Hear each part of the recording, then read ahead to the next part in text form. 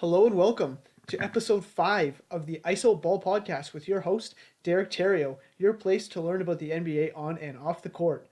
And it is finally here. The series we've all been waiting for since October, the Western Conference Finals, or in my opinion, the quote unquote finals, the Golden State Warriors versus the Houston Rockets. This is going to be an incredible series, and this is the breakdown pod preview for that series. So just sit tight to have a listen because there's quite a few things to kind of go over and take a look at here. So be sure to have a listen to this pod before you watch the games, and again, see if you can pick out some of the stuff I'm talking about today. So I want to start off by saying that both of these teams have contradicting styles, and that's kind of what makes this series very interesting. And I say that in that a couple stats kind of illustrate my point to this. So the Rockets are actually 30th in the NBA in the regular season in passes per game, so pure passes per game. The Warriors are first. The Warriors isolate a lot, the most in the NBA. Golden State near the bottom of the entire league. So you see that there is a difference in the way that these teams play, and just fundamentally, just quickly describing. I mean, the Warriors are a lot of off-ball actions, pin downs for KD and Steph, as well as backdoors, pick and roll where Draymond makes the decisions in the short roll, things of that nature. They have a lot of movement in their offense and a lot of passes and a lot of tranquility to it, in the sense that it brings energy across the floor, and it transmits through all five guys. You can really tell that they're working in concert and as a team when they're on offense. In the Rockets, the other case, it's efficient. It is still efficient the way they play, because they, as we know, only layups, only threes. Although there's been some change now that Chris Paul is there, a few more mid-range shots, which has proven to be effective in previous series in this playoffs. But the way they play realistically is, we're going to hunt your worst matchup and go at it until you can find a way to stop it. And that is essentially what the Rockets style has been in the entire season, and I expect it to be the same as we get into this series. So just wanted to kind of outline that before we even start talking about the series itself. So let's go to the Rockets first. Let's go to their lineup. Anticipated lineup: Harden, CP3, Ariza, Luke Bamute, and Capella. So I think that's been the starting lineup when healthy for most of the year, and I anticipate that to stay the same. So things to watch for. So let's start on defense for the Rockets.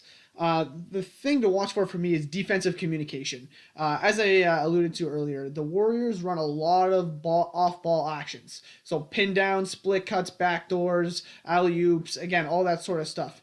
So the thing about the Warriors, though, is unlike other teams that just kind of run it and you see it coming, the Warriors are very quick in the way they do this. So when you fall asleep on the weak side, all Draymond has to do is like wink, like proverbially, or just give a signal, and boom, KD setting a pin down on a hammer action for Clay to get a wide open three. So that's the kind of thing where you have to be really, really good at communicating and really making sure that, hey, we're switching this. Hey, I'm going to stay here. I'm going to fight over this screen. We're going to switch. That's really what you have to do if you're the Houston Rockets, because it's quick the way they do it. And in concert, if you are able to do that and you get the Warriors to play a little more stagnant and have to go ISO late in the clock, don't get me wrong, they can do that. But now you're playing more of Houston style of basketball, and that's the last thing you want if you're the Warriors. Not because you can't beat them like that, because I think they can still beat them, but that's not the way you should beat them, because that gives the Houston Rockets the best chance to win the series. And just to stay on that switching scheme really quickly, I worry about Clint Capella's ability to get switched on to guys like Steph Curry and Kevin Durant on the perimeter. I just don't think that that's going to work, and I wonder if Golden State is actually going to hunt that matchup, knowing right away that that's going to be a liability for the Rockets to have him out there, and consequently that might cause you to see more PJ Tucker at the 5 than you've seen in past series as well. Another big thing for the Rockets, I find, is transition defense. So Houston really has to be smart about how many guys they're going to send to the offensive glass, because the Warriors get out in transition very, very, very quickly. That's how they fuel their offense a lot of times. They get stops off your misses, and then boom, they're out in transition, one or two or three threes, And next thing you know it, you're on one of these 10, 12, 15, 0, 16, 2 runs, and it ends up being the game in the end when you lose by 8 or by 10 is that you weren't able to get stops and weren't able to defend in transition at those crucial times. So that's really what you're going to have to do. And I mean, let's face it, if the Rockets are going to win this series, you're going to have to slow down the Warriors. Like, you're not going to be able to shoot shot for shot and just expect the Warriors to score 110 plus every night and still win. Because I don't think the Rockets, that's sustainable for Houston, in my opinion. Also, the Hamptons Five. I mean, how are you going to deal with this lineup? Like, I thought a little bit about this, and I don't have, like, a clear-cut answer. They can switch everything on defense. Oh, sorry. The Hamptons Five lineup is Steph Curry, Klay Thompson, Kevin Durant, Andre Iguodala, Draymond Green. They can switch everything. They can handle the ball. They can make plays on offense. And keeping pace with this lineup in the minutes that they're on the floor is crucial for the Rockets to win the series because that lineup to me is unstoppable. And I don't think any team in the NBA has an answer for that lineup. And so if you can really limit those minutes from that lineup, either by getting them in foul trouble or by really defending well or playing at a high level against them, that's going to be a big step for the Rockets to win the series. So let's go over to the offensive side now. So on offense, they're going to have to continue what they've done all year, as I alluded to earlier. They're going to hunt Stephen Curry. They're going to hunt Stephen Curry and force him to guard on the perimeter and in isolation. The Rockets are going to make sure that they're going to tire out Steph so that he has no energy on offense. That's going to be the strategy for the Rockets, and a viable one at that, because let's face it, the other defenders on the floor are Kevin Durant, not an advantage matchup for Chris Paul or James Harden. Draymond Green, again, not an advantage matchup for Chris Paul or James Harden. Klay Thompson, again, not an advantage matchup for Chris Paul or Klay Thompson. And Andre Iguodala, who, again, not really an advantage matchup for Chris Paul or Klay Thompson either. So Steph Curry is the only one, or at least of that Hamptons Five, that they're going to hunt. Kevon Looney is another guy that they're going to want to hunt probably on the switches.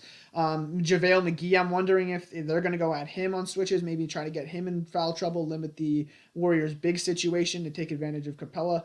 There's just so many things that's going through your head, but I just expect, again, the Rockets to hunt those weaknesses and look for Steph to be involved in a lot of actions defensively, whether it's probably going to be a lot of CP James Harden pick and roll, where CP just kind of screens his man, low resistance switch, and then there it is, James versus Steph, and that's an advantage matchup for James Harden 9 times out of 10. What can you get from Tucker and Mbah a Moute and EG? I mean, these guys need to contribute to win this series as well. We saw last series, PJ Tucker got a lot of good looks in the corners, on the wings, and in Game 5 against Utah, and he made a lot of them. And credit to CP, who got him a lot of those good looks. But that's sure to continue. I mean, we know Chris Paul, if you double CP3, he's going to find your open guy, and with spacing the way it is, it's going to be tough for you to rotate over without one pass going another way, because that's what Houston has made incredible, is the spacing. They space you out 5 wide and are able to go one-on-one. So it's going to be tough for Golden State to defend, and that's why I think making sure that you're able to draw gravity to these guys, where if you leave them open, you're going to pay every possession. That's what you have to make sure, and that happens by guys like PJ Tucker hitting shots. You got Trevor Ariza hitting shots, Mbah a Moute hitting shots, Eric Gordon even. And Eric Gordon's another guy. He's going to have probably one big game in this series, one monster game where he just really, really takes over, because we know he has the ability. I mean, I don't think there's any doubt that Eric Gordon is quite an incredible player. Like, I always say to Nick, who I had on the pod, is that if Eric Gordon is your second best offensive player, and your team is pretty good. Your team is pretty good if Eric Gordon is your second best offensive player. That's all I got to say. But nonetheless, he needs to have a big series, and I just think he's capable of stepping up, and I think that he will as well.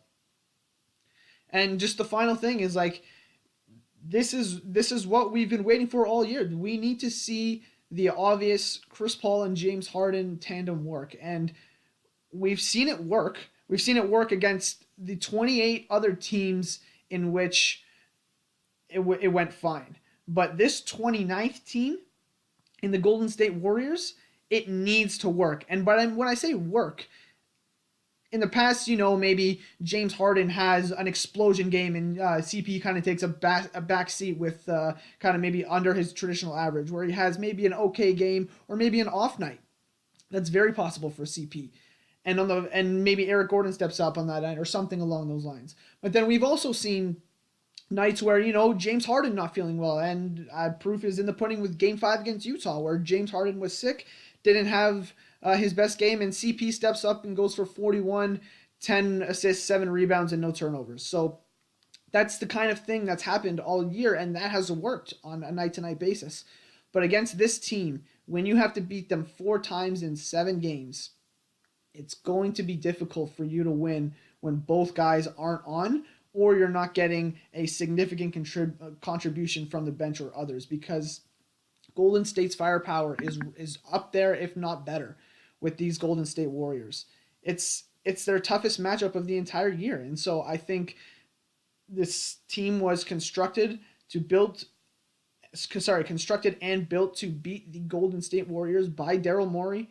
He said all year we've been thinking about the Warriors, and so you got to think that there's a plan for this Houston Rockets team to defend Golden State and to get the offensive sets necessary for CP and James Harden to take over, give you your best effort, and ultimately have a chance to shoot your way into winning the series.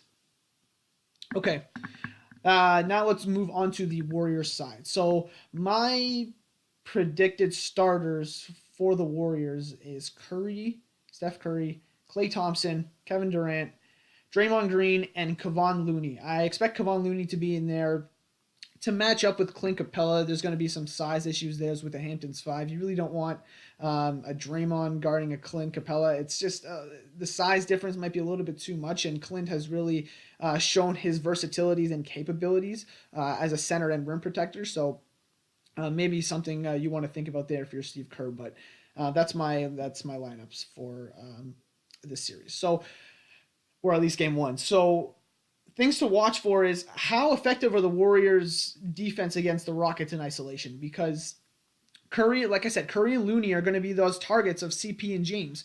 And if they can hold them in check, that's going to be a huge step in taking away most of the Houston Rockets offense. Just being able to, guard one-on-one, don't foul. Make sure your hands are up. James is looking for those fouls. And that's another good question, actually, just kind of on a side note, is how the refs are going to be.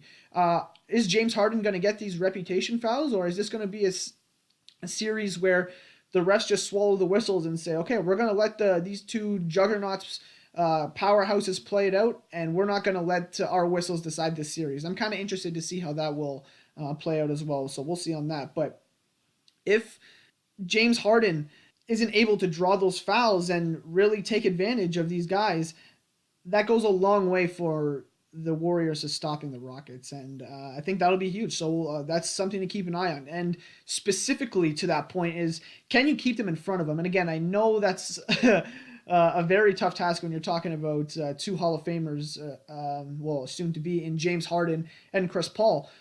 Keeping those guys in front of you and making sure that you're not forcing help. So you're not forcing KD to rotate where PJ Tucker's in the corner shooting a 3. Something along those lines. So when you can stop that and force a step backs, force, tough fading 20-footers by CP over the top of Curry, like that's a win for the Rockets, a win for the Warriors, I should say, on defense 9 times out of 10.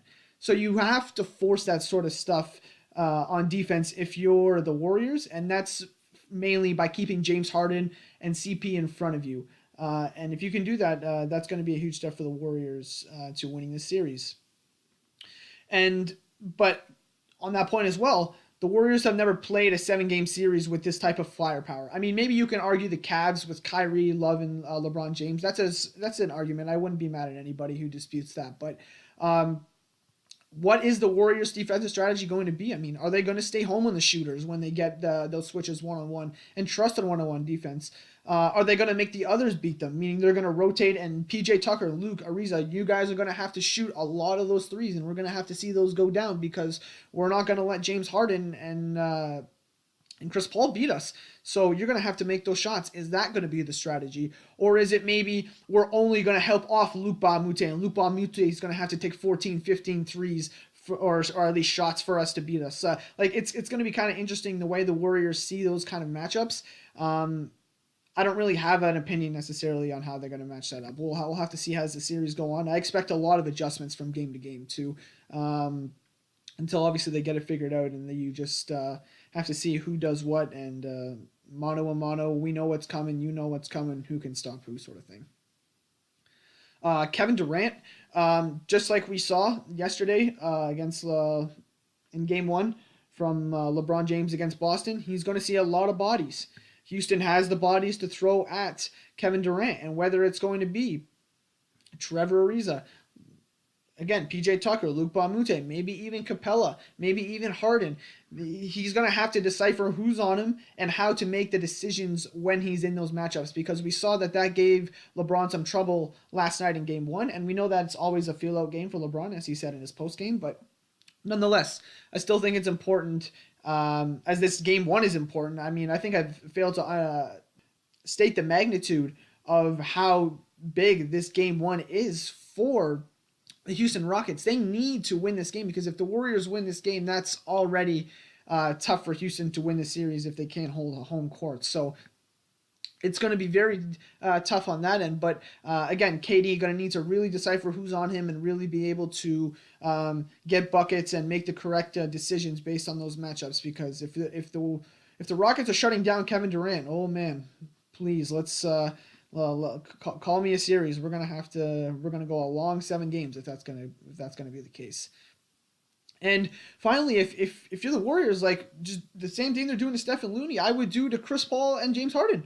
I mean, I would attack them on the defensive end. I would make Chris Paul be in the actions where Kevin Durant is in the pick and roll action, and switch that and force Chris Paul to guard Kevin Durant in the post or on the perimeter. I promise you, that is not an advantage matchup for Chris Paul. That is a Kevin Durant bucket 9 times out of 10.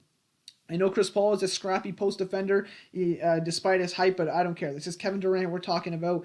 It is one of the few guys that he can't use his little small man tricks. He's going to rise right over the top of you and get that bucket, and so that's going to be big. And same thing with Harden.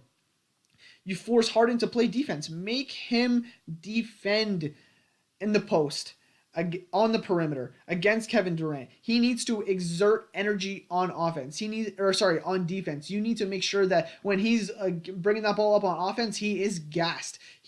And that comes up with a little lighter legs in his step back threes, and maybe not going as strong to the hole. Like, these are the little things throughout a series and in games that, when you go at a player defensively like that and tire them out, it does make a difference. So really something to watch on that front as well. And finally, my X factor for this series is actually Klay Thompson. So the reason I say that is because Klay Thompson, a lot of what he does on defense is spectacular. So in fact, but I'd actually argue, if you go watch some of the tape, especially in that 2015 series, although the Warriors did win and beat the Rockets 4-1, I believe, James Harden was cooking Klay Thompson in those first couple games. I remember watching that. He had it really going in those third quarters. So James Harden has had some success against Klay Thompson. Don't get me wrong. But I think that Klay, whether he has to switch on to CP3 or any of the other guys, realistically, like, Klay is an amazing defender. And so for him to be able to defend at a high level against those elite players for the Rockets is going to be huge. But the reason I say he's more of an X factor is on offense, because a lot of what he does is he's using screens to get open. That floppy action where you have 2 of your bigs on the block. Maybe it'll be Kevin Durant or JaVale McGee, and Klay will basically have the choice of where to come off, which screen he wants to come off. And that usually results, because how quick he comes tight around those screens, and his footwork and his beautiful jump shot mechanics and how quickly he can get it off. All he needs is a step on his defender, and that's an absolute bucket. But the one team that does the best at defending these off-ball screens and switches actually is the Houston Rockets. So if they are actually able to eliminate what Klay does by switching those actions, well, when Klay comes off, the pin downs, the hammer screens, if they use Luke and PJ Tucker in the action, for example, he can just switch that simultaneously. Same with Harden. He's big enough where if he has to switch on to KD and really hold his own for 1 or 2 possessions, that's not necessarily awful. But if they can take that away from Klay Thompson and you eliminate Klay Thompson from having a great series offensively, that really goes a long way in giving Houston a shot to actually beat the Warriors. Like, that is a huge X factor. And if the Warriors and Klay Thompson can find it within themselves to find a way to be effective despite that, that is also huge for the Warriors, because if Klay Thompson has it going in this series between Steph, Klay, and KD, if Klay, the third guy, has it going, then you're that unfortunately that might be the nail in the coffin for the Houston Rockets. So that nail in the coffin for the Houston Rockets may come from Klay Thompson, and that's why he's my X factor. But this is going to be an amazing series, man. I'm so glad that we got what we were looking for. Even though this is the quote-unquote conference finals, to me it is the finals. These are the two best teams that we had all year, and I can't wait to see these teams play over what is hopefully 7 games, but nonetheless going to be a great series. Just a last ending note, both teams have had 6 days off. So rust will be a factor here in Game 1 to see who actually gets it going, which is going to be weird because oddly enough, Game 1 is so important, as I just stressed earlier in this pod. So it's going to be important to see who comes out with the energy and the fire and who is ready to go. And I hope Houston's crowd, which has been underwhelming as we've seen across social media, can get them going and can really keep them engaged so that the Houston Rockets do have a chance to hold home court over 1 or possibly even 2 games here. So going to be important over this next game to see who comes out with some energy despite the deep amount of rest. So overall, to me, this is the NBA Finals. Like I said, whoever wins this series will win the chip, in my opinion. I think this is going to be an absolutely incredible series, maybe the best series I've ever seen. And that includes some of the Warriors and Cavs series that we've seen in the past that have been nearly iconic. Obviously, I didn't see any of the Jordan series or any of that. But, yeah, it's even more iconic than LeBron and the Spurs, all that sort of stuff. So this might be the best one that I've ever seen. We'll see. But, again, that's my prediction. That being said, I think Golden State just has the pedigree and the experience. And with almost everyone at 100% health, it's going to be very tough for the Rockets, I think, in this series. And while I think they will make it a close series, I think they're going to fall just short in defending Golden State at a high enough level necessary to win. That being said, I am rooting for the Rockets to win. I would like to see the Rockets in the finals, someone other than Golden State, to see if this dynasty can be broken up. But with that being said, my prediction is the Golden State Warriors will defeat the Houston Rockets in 6 games. Thank you, everybody, for taking a listen. And again, take a listen to this pod before some of the games to see if you can spot out any of the stuff we talked about. But once again, thanks again for listening, and we'll see you on the next episode. See you later.